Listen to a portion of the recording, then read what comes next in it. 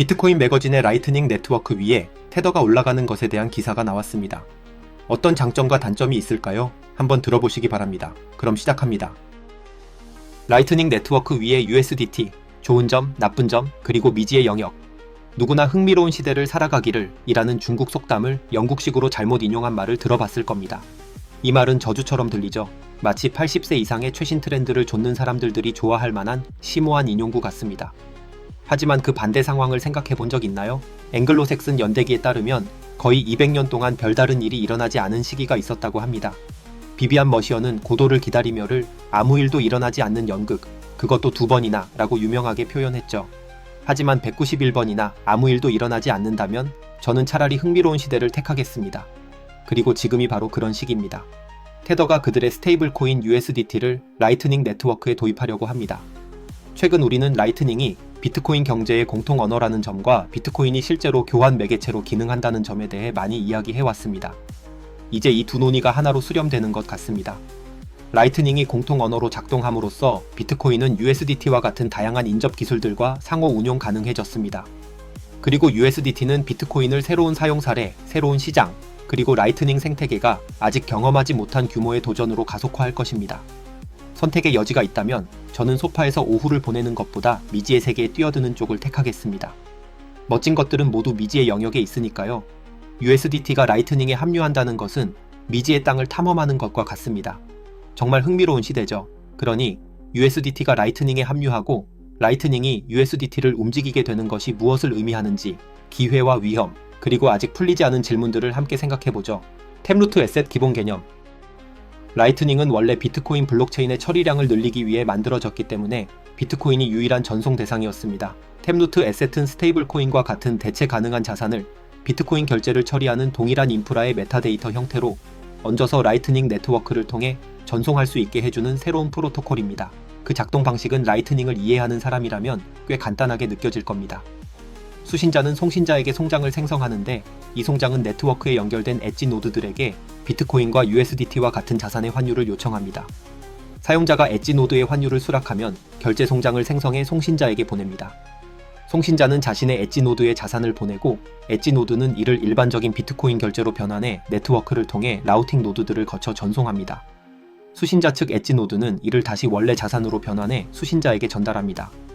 앨리스가 밥에게 돈을 보낸다고 해볼게요.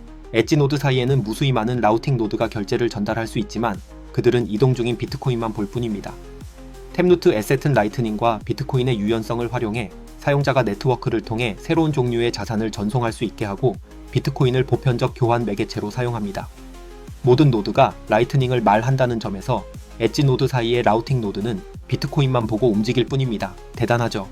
하지만 여기엔 기술적 사양 이상의 의미가 있습니다. USDT는 엄청난 교환 매개체니까요. 매일 수백억 달러 규모의 USDT가 수백만 건의 결제를 통해 거래됩니다. 그 일일 거래량은 브라질 레알이나 인도 루피와 비슷한 수준입니다. 이건 큰 사건이에요. 그렇다면 라이트닝이 USDT에 어떤 의미를 주고 USDT의 추가가 라이트닝에 어떤 변화를 가져올까요? 비트코인에게 좋은 점. 지금까지 비트코인을 상업에 활용하려는 전략은 가능한 한 많은 사람을 오렌지 필링하고 순환 경제를 한 명씩 늘려가는 데 초점을 맞춰왔습니다. 이 전략은 한계에 도달한 것 같습니다. 지난 15년 동안 순환 경제는 엄청나게 성장했지만 여전히 제한적이고 이제는 한 번에 수백만 명 단위로 생각할 필요가 있습니다. 이제 USDT와 비트코인이 라이트닝에서 기본적으로 상호 운용 가능해지면서 이 순환의 접선이 생겼습니다. USDT가 라이트닝에 합류하면 결제의 송신자와 수신자는 각자 비트코인이나 USDT를 사용할지 독립적으로 선택할 수 있고 상대방의 결정에 의존하지 않습니다. 고객이 비트코인으로 결제하고 상인은 USDT를 받을 수 있습니다. 반대로 고객이 USDT로 결제하고 상인이 비트코인을 받을 수도 있죠. 아니면 둘 다 같은 자산을 사용할 수도 있습니다. 상관없습니다. 두 자산이 라이트닝에 기본적으로 통합되면 자동으로 마찰 없이 상호 전환이 가능해집니다. 누구나 비트코인의 사용자 주도적 교환 매개체로서의 장점이나 미국 통화 정책과 테더의 유동성 준비금만큼 안정적인 USDT의 장점을 자유롭게 선택할 수 있습니다. 라이트닝과 그 연장선인 비트코인은 수백만 명의 사용자와 수십억 달러 규모의 소비력을 얻게 될 것입니다. 이는 비트코인의 유용성을 질적으로 확장하는 계기가 됩니다. 새로운 사용 사례는 오렌지 필 한 트럭보다 비트코인에 더 큰 이득을 줄 겁니다. 또한 라이트닝에는 양적 폭발의 가능성이 있습니다. 많은 신규 사용자는 라이트닝을 사용하고 있다는 사실조차 모를 수도 있습니다. 그만큼 라이트닝이 비트코인 경제의 공통 언어로 효율적으로 작동하기 때문이죠. 하지만 우리 같은 라이트닝 초기 사용자들은 압니다. 이건 우리가 목표로 삼아온 방향이에요. 원은 아름다운 것이지만 무수한 접선을 가진 원은 숨이 멎을 만큼 장관입니다. 그리고 방금 미국 사용자가 라이트닝을 통해 USDT를 더 쉽게 접근할 수 있게 된다고 언급했는데 USDT는 그들이 라이트닝을 더 쉽게 사용할 수 있게 해줄 것입니다. 미국 세금 규정은 비트코인을 주식처럼 취급해 각 결제가 복잡한 세금 이벤트로 이어질 수 있습니다. 하지만 미국 사용자들이 자본 이득이 발생하지 않는 자산으로 라이트닝에 접근할 수 있다면 규제적 단점 하나 없이 라이트닝의 많은 장점을 누릴 수 있습니다. 테더에게 좋은 점. 테더는 일반적으로 시장에서 입지를 다진 검증된 블록체인에서 USDT를 발행하며 자체 블록체인을 출시할 계획은 없습니다. 현재 USDT는 알고랜드, 첼로, 코스모스, 이더리움, 이오스, 리퀴드 네트워크, 솔라나, 테조스, 트론에서 사용 가능합니다. 이들은 리퀴드를 제외하면 모두 지분 증명 블록체인으로 비트코인보다 필연적으로 중앙화되어 있습니다. 이 블록체인들은 각기 다른 트레이드 오프를 겪습니다. 이더리움은 지분 증명 블록체인 중에서는 비교적 탈중앙화되어 있지만 거래 수수료가 터무니없이 높습니다. 트론은 더 저렴하죠. 그래서 한 추정에 따르면 월간 활성 소매 USDT 사용자가 이더리움보다 트론을 7배 더 선호하고 소매 거래량도 트론을 통해 8배 더 많이 보낸다고 합니다. 하지만 트론은 중앙화로 악명 높아서 USDT의 취약점이 됩니다. 만약 트론이 망하면 테더는 모든 블록체인에서 총 용량의 절반 정도를 잃게 될 겁니다. USDT가 본질적으로 탈중앙화된 라이트닝을 통해 거래될 수 있게 되면 테더는 저렴하고 중앙화된 블록체인에 대한 의존도를 줄일 수 있습니다. 더 나아가 라이트닝은 미국 시장에서 USDT 사용을 훨씬 편리하게 만들 수 있습니다. 미국 거래소들은 때때로 USDT 거래를 특정 블록체인으로 제한합니다. 예를 들어 거래소 코인베이스는 이더리움 블록체인에서만 USDT를 지원합니다. 다른 블록체인으로 USDT를 코인베이스 블록체인에 보내지 마세요 라고 말합니다. 라이트닝은 바이낸스, 코인베이스, 크라켄 같은 이미 라이트닝을 지원하고 있는 대형 거래소에 USDT 결제를 위한 탈중앙화된 대안을 제공할 수 있습니다. 나쁜 점. 새로운 미국 행정부는 스테이블코인 산업 전체를 국내로 가져오는 방안을 논의하며 이를 규제하는 것이 최우선 과제라고 밝혔습니다. 즉, 그들은 모든 발전 상황을 매우 면밀히 주시할 겁니다. USDT 같은 스테이블 코인이 달러에 연동되어 있는 한 달러를 통제하고 그로부터 이익을 얻는 사람들은 스테이블 코인도 통제하려 할 것입니다. 규제 당국은 자유를 규제함으로써 개선할 수 있다고 생각합니다. 어쩔 수 없죠. 그게 그들의 본성이니까요. 하지만 USDT가 라이트닝에서 유용성을 얻고 라이트닝이 USDT를 옮기는 수단으로 유용성을 얻을수록 우리 모두가 규제 당국의 더 큰 주목을 받게 될 겁니다. 그들이 실제로 얼마나 할 수 있을지, 무엇을 시도할지는 말하기 어렵지만 재미있지는 않을 겁니다. 규제는 언제나 마찰을 일으키니까요. 규제 감시를 받을 가능성이 높은 한 영역은 엣지노드입니다. 전통적인 중앙화 거래소는 많은 관할권에서 고객 확인과 고객 확인 의무 제도 규정을 따라야 합니다. 만약 엣지노드가 USDT와 비트코인을 자동으로 교환하고 결제를 전달한다면 탈중앙화를 좋아하지 않는 규제 당국에게 전통적인 거래소처럼 보일 수 있습니다. 미지의 영역, 비용은 얼마인가? 가치가 얼마나 되나? 라이트닝의 사용자와 USDT에게 상당한 이점을 제공하지만 USDT가 관련된 모든 결제에 있어서 최적의 만능 해결책은 아닙니다. 라이트닝 사용자들은 낮은 수수료를 기대합니다. 중앙화된 블록체인과 커스터디 거래소를 사용하는 USDT 사용자들도 마찬가지죠. 하지만 라이트닝의 두 번째 자산을 추가하면 라우팅 노드, 사용자, 특히 엣지 노드 모두가 고려해야 할 재정적 요소가 생깁니다. 첫째, 엣지 노드는 라이트닝 서비스 제공자의 전형적인 역할인 사용자를 네트워크에 연결하고 결제가 원활히 이루어지도록 충분한 채널과 유동성을 유지하는 것을 수행하는 동시에 자산 간 변환도 제공합니다. 그 변화는 보상을 받을 만한 가치 있는 서비스이며 위험도 따릅니다. 둘째, USDT는 거래량을 상당히 증가시킬 가능성이 높아 라이트닝 서비스 제공자와 라우팅 노드는 결제를 전달하기 위해 네트워크에 더 많은 유동성을 유지해야 합니다.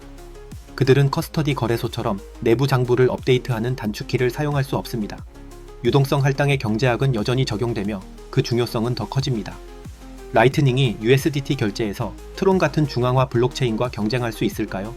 이 질문에 대한 답은 기술과 사용 사례를 매칭하는 대부분의 질문에 대한 답과 비슷할 겁니다. 각 기술은 특정 사용 사례에 적합한 강점과 약점을 가질 것이고 다른 사례에는 적합하지 않을 겁니다. 늘 그렇듯 시장이 알아낼 겁니다. 그러나 이 기술은 이 특정 사용 사례에 맞춰 설계된 것이 아니기 때문에 가격 발견은 시행착오의 과정이 될 것이며 시간이 걸립니다. 무료 콜 옵션? 안 돼. 엣지노드는 무료 콜 옵션 문제라는 위험에 직면하는데 이는 여기서 따로 논의할 만큼 흥미롭습니다. 이는 새로운 위험이며 단일 라이트닝 결제에서 두 자산이 관련될 때마다 본질적으로 발생합니다. 라이트닝 결제는 일정 시간 내에 완료되어야 정산되며 그렇지 않으면 송장이 자동으로 취소됩니다. 그 시간이 해시드 타임락 컨트랙트의 T입니다. 엣지노드가 USDT와 비트코인 사이의 결제에 대해 환율을 입찰할 때 현재 유동성 상황과 현물 가격 같은 매개 변수를 기반으로 입찰가를 계산합니다. 하지만 사용자는 엣지노드의 입찰을 수락한 후 해시드 타임락 컨트랙트가 만료되기 전까지 결제를 정산할 시간이 있습니다. 그 시간 동안 가격이 변동할 수 있습니다. 제가 한 환율로 USDT 결제를 시작한 뒤 환율이 제게 유리하게 움직일 때까지 기다렸다가 프리이미지를 공개해 결제를 정산할 수 있습니다. 환율이 제게 불리하게 움직이면 프리이미지를 공개하지 않으면 됩니다.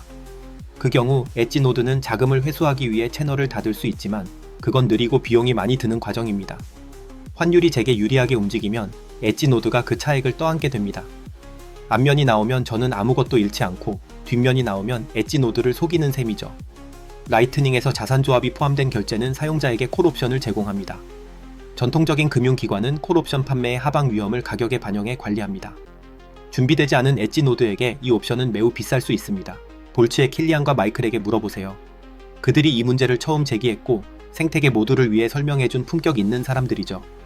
대안은 엣지노드가 전통적인 금융기관처럼 콜옵션 가격을 견적에 포함시키는 겁니다. 시간 간 차익 거래는 할 수만 있다면 훌륭한 일이죠. 2025년에 초기 라이트닝 개발자와 해시드 타임락 컨트랙트 지망생 중 얼마나 많은 사람이 내재된 콜옵션 해징에 대해 걱정해야 할 줄 알았겠습니까? 사용자만 엣지노드의 유일한 걱정거리가 아닙니다. 라우팅 노드가 의도적이든 오작동이든 프리이미지를 전달하지 못하면 엣지노드가 여전히 책임을 질 수 있습니다. 라우팅 노드의 경우 경로 선택을 돕기 위해 평판 시스템을 구현할 수 있을지도 모릅니다. 하지만 새로운 사용자가 계속 네트워크에 합류하기 때문에 최종 사용자에 대한 평판 시스템은 실현 가능성이 낮을 수 있습니다. 무료 콜 옵션 문제는 라이트닝이 지금까지 비트코인 단일 자산만 다뤘기 때문에 문제가 되지 않았습니다. 이 문제가 심각해진다면 여러 단일 통화 라이트닝 네트워크가 병렬로 등장할 수도 있습니다. 비트코인용 하나, USDT용 하나, 또 다른 자산용 하나. 비트코인이 제외되면 비트코인 상호 운용성의 이점을 잃게 됩니다. 심지어 USDT를 라이트닝에 도입한 것을 후회할 수도 있겠죠. 우리는 흥미로운 시대를 위해 여기에 있습니다. 비트코인은 언제나 혁명적이어야 했습니다. 망가진 법정 통화를 무너뜨리는 것이 핵심이자 늘 그래왔던 목표입니다. 우리는 혁명을 위해 여기에 있습니다. 변화와 혼란은 결코 매끄러운 과정이 아니라는 걸 알죠. 하지만 변화는 좋은 겁니다. 진보는 사람들이 환영하는 변화의 한 형태일 뿐이죠. 우리는 USDT가 라이트닝에 합류하는 것을 환영합니다. 왜냐하면 그 기회를 보기 때문입니다. 이는 USDT 사용자, 라이트닝, 비트코인 모두에게 진보를 의미할 수 있습니다. 그러나 모든 변화와 마찬가지로 신중한 사고, 준비, 날카로운 직감, 빠른 대응이 필요합니다. 적절한 장비와 기술 없이 미지의 영역에 들어갈 수는 없습니다. 라이트닝 유동성 사업에 종사하는 누구라도 새로운 도전에 직면하겠지만 큰 이득을 얻을 기회도 있습니다. 테더는 경제적이고 탈중앙화된 유통 네트워크와 중요한 미국 시장에 더 나은 접근성을 얻을 수 있습니다. 라이트닝은 막대한 유동성과 사용자를 확보할 수 있습니다. 비트코인은 USDT와 기본적으로 상호 운용 가능해질 겁니다. 그래서 이렇게 많은 흥분이 있는 거죠. 하지만 규제 당국이 지켜보고 있습니다. 그리고 엣지노드는 변환 서비스가 파괴적이지 않고 수익성이 있을 때만 필수적인 서비스를 제공할 것입니다. 그러니 이 변화를 라이트닝의 모든 새로운 발전에 접근하듯이 대합시다. 깊이 생각하고 신중히 설계하며 코드를 강화하고 시장을 준비시키며 보편적 비트코인 경제를 실현한다는 궁극적인 목표를 결코 잊지 말아야 합니다.